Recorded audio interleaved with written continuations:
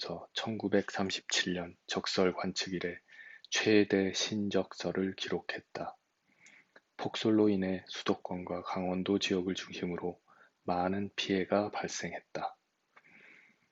대한민국 기상청은 폭설이 있기 하루 전인 2010년 1월 3일 오후 4시 30분 보도 자료를 통하여 중국 북부 지방에서 한반도를 향해 남동진하며 발달한 저기압의 영향으로 중부 지역을 중심으로 전국에 눈이 오겠다고 예보했다. 특히 경기 남부와 충청 북부, 강원 북부를 중심으로 많은 눈이 오겠다고 발표했다.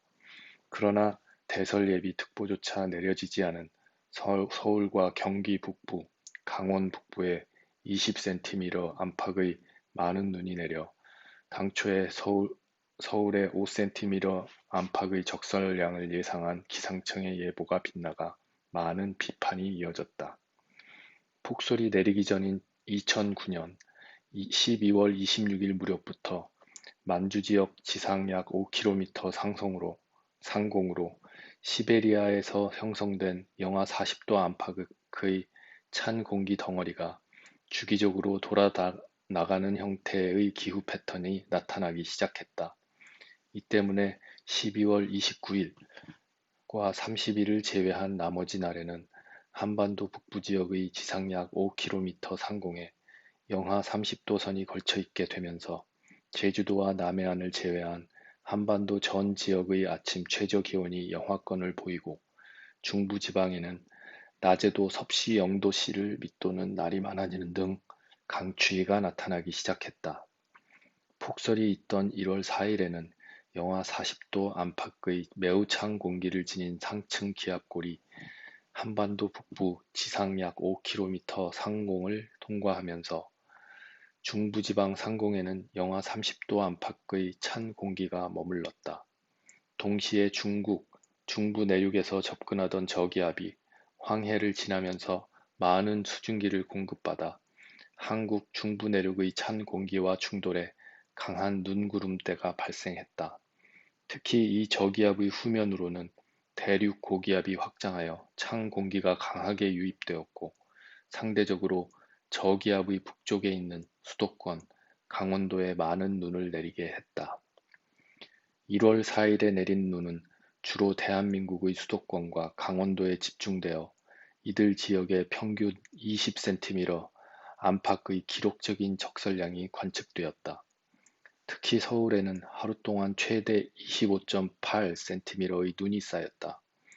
이날 서울의 최심 신적설량은 종전 1위 기록이었던 1969년 1월 28일의 25.6cm를 제치고 적설 관측사상 최대 신적설로 기록되었다. 또한 인천의 22.3, 수원의 19.5의 최신 신적설량을 기록, 최심 신적설량 최대값 순위에 각각 2위와 3위로 오르게 되었다. 그러나 경기도에 인접한 충남에는 상대적으로 적은 눈이 내려 적설량의 지역적 편차가 크게 나타났고 중부지방의 폭설과는 대조적으로 산간을 제외한 전라남도와 경상남도 남동해안 지방에서는 기온이 높아 비나 진눈깨비가 내렸다. 1월 4일에 내린 많은 눈을 언론에서 100년 만의 폭설이라고 칭하면서 피해 상황을 보도할 만큼 수도권과 강원도를 중심으로 폭설 피해가 심각했다. 눈이 내린 시간과 출근 시간이 겹치면서 경기 지방 주요 도로에서 교통 대란이라 불릴 정도의 극심한 정체가 이어졌고 하루 종일 영하권을 보이면서 쌓인 눈이 녹지 않아 퇴근길 또한 극심한 정체가 이어졌다. 폭설로 크고 작은 교통사고가 급증하였고 운전자들의 운전 포기로 보험사들의 긴급 출동 서비스 이용 전화가 폭주하기도 했다. 이렇게 도로교통이 제 기능을 하지 못하면서 물류업체들의 업무도 마비되어 택배 배송이 제때 이루어지지 못하는 불편이 이어졌다. 쌓인 눈으로 인해 시설물에 피해가 발생하여 농업시설인 비닐하우스와 축사, 인삼 재배 시설 등이 파손되었다. 폭설로 활주로가 눈으로 덮이면서 김포국제공항의 항공기 운항이 9년 만에 전면 중단되었고, 이 여파로 김해국제공항 등 다른 지역의 공항에서도 국내선 항공기가 무더기 결항되는 사태가 발생했다. 수도권을 중심으로 출근길 또한 폭설의 영향을 피해갈 수 없었다. 특히 눈이 쏟아진 시간이 출근 시간과 겹치면서 서울의 주요 도로에서는 주차장을 방불케 하는 극심한 교통 혼잡이 빚어졌고, 인왕산 길과 북악산 길 등 서울 시내 도로 곳곳의 통행이 통제되었다. 폭설에 대한 대응으로는 서울시는 3,000명이 넘는 인력과 2,300여 톤의 염화칼슘을 동원해 긴급 제설 작업을 하였으나, 눈이 워낙 많이 내리고 기온조차 영하권을 보이면서 큰 효과를 보지 못했다. 이렇게 출근길이 막히자 지하철 등의 대중교통으로 시민들이 몰리기 시작했다. 하지만 지하철도 폭설의 여파를 피해갈 수는 없었는데, 레일 위에 눈이 쌓이면서 1호선과 2호선 일부 구간에서 열차 운행이 일시 중단되기도 했다. 폭설로 서울역과 영등포역, 청량리역에서 선로 전환기에 장애가 발생하여 KTX와 일반 열차 운행도 지연되었다. 폭설로 인천국제공항의 수많은 비행편이 결항되었으나 제설 작업으로 항공기 운항 전면 중단은 피할 수 있었다. 인천항과 평택항에서 폭설과 강풍으로 하역 작업이 전면 중단 또는 지연되기도 했다. 서울과 마찬가지로 인천과 경기도에서도 눈은 시각이 출근길과 겹치면서 교통 대란이 이어졌다. 특히 고갯길을 중심으로 도로 곳곳이 통제되기도 했다. 인천시 당국은 폭설이 내리자 시무식 등 일체의 행사를 연기한 채 총동원령을 내리고 공무원 5천여 명, 각종 장비 315대를 동원하여 염화칼슘과 액상, 소금, 모래 등 2,500여 톤 이상의 제설제를 뿌렸으나 쌓인 눈이 녹지 않아 폭설 사고를 크게 예방할 수는 없었다. 경기도 재해대책본부는 공무원과 군인 2만 7천여 명의 인력과 1,800여 대의 장비를 동원해 염화칼슘과 소금, 모래 8천여 톤을 도로에 뿌리며 제설 작업을 벌였으나 쌓인 눈이 워낙 많아 큰 효과를 발휘하지 못했다.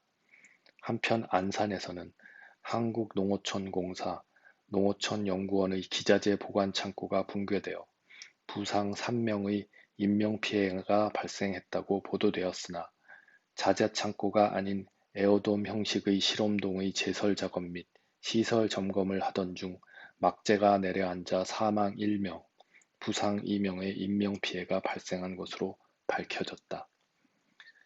강원도에서 20cm 안팎의 폭설이 내리면서 출근길 차량들이 도로에서 거북이 걸음을 반복했다.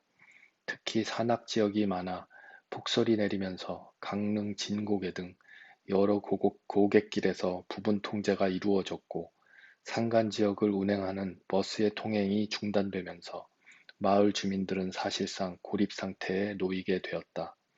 그리고 비닐하우스, 인삼 재배시설, 축사 등이 무너져 1억 2천여만 원의 폭설 피해가 잠정 집계되었다.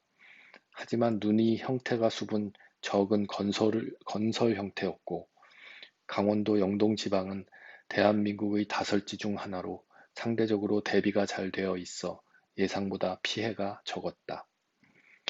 수도권과 강원도와는 달리 상대적으로 눈이 적게 내려 피해가 크지 않았으나, 충청남도보다 많은 적설량을 기록한 충청북도에서 피해가 발생했다. 충주에서는 양계장이 폭설로 쌓인 눈을 이기지 못하고 무너져 닭 3천여 마리가 폐사했고, 비닐하우스 등이 무너지는 시설물 피해가 발생했다. 청주국제공항의 일부 비행편이 결항되고, 충남 서해안 일부 항구에서 풍랑으로 섬 지역을 오가는 일부 배편이 취소되기도 했다. 경상북도와 대구, 일부 경상남도 내륙 지방에 한하여 눈이 내렸고, 부산과 울산, 대부분의 경상남도 지역은 비나 진눈깨비가 내렸기 때문에 폭설 피해가 경미했다. 그래서 피해 상황은 주로 경상북도와 대구에서 보고되었다. 경상북도 북부 농촌 지역의 우편물 배달이 일시 중단되고 인삼 재배시설 7곳이 무너졌다. 그리고 경북 지역의 고객길을 중심으로 교통 통제가 이루어졌다가 해제되었다. 북한에서도 대한민국과 마찬가지로 1월 4일을 전후하여 폭설이 내렸다. 하지만 조선중앙방송이 라디오를 통하여 3일, 황해남도 해주에 4일, 평안남도 신의주, 평양, 황해북도 사리온에 눈이 약간 내렸다고만 보고도 했을 뿐 적설량과 피해에 대해서는 보도하지 않았다. 이에 한 북한 이탈 주민은 교통이 낙후되어 대한민국과 같은 교통장애가 특별하지 않고 농사와 관련된 시설인 비닐하우스 등이 적어 폭설이 와도 별다른 피해가 발생하지 않는다고 말하였다. 국제적십자연맹은 폭설로 인한 재난징후가 없다고 밝혔다. 1월 4일, 폭설과 같이 많은 눈이 왔을 때 염화칼슘 등의 제설제가 별 효과는 발휘하지 못하고 오히려 도로와 가로수 등을 망가뜨려 새로운 환경 문제로 부각되었다. 그리고 제설 작업 이후 각 지자체들이 눈을 모아 공터에 쌓아두었는데 이 눈들이 염화칼슘 등의 제설제를 함유하고 있어 눈이 녹아 하천에 흘러들면 수질 오염을 야기할 수 있다고 환경단체들이 주장했다. 한편 소방방재청은 각 시도에서 정한 내 집 앞 눈치우기 조례가 제대로 지켜지지 않은 것을 파악하고 집이나 가게 주인이 자신의 집, 가게 앞에 쌓인 눈을 치우지 않으면 최고 과태료 100만 원을 부과하겠다고 발표하여 찬반 논란이 일었다.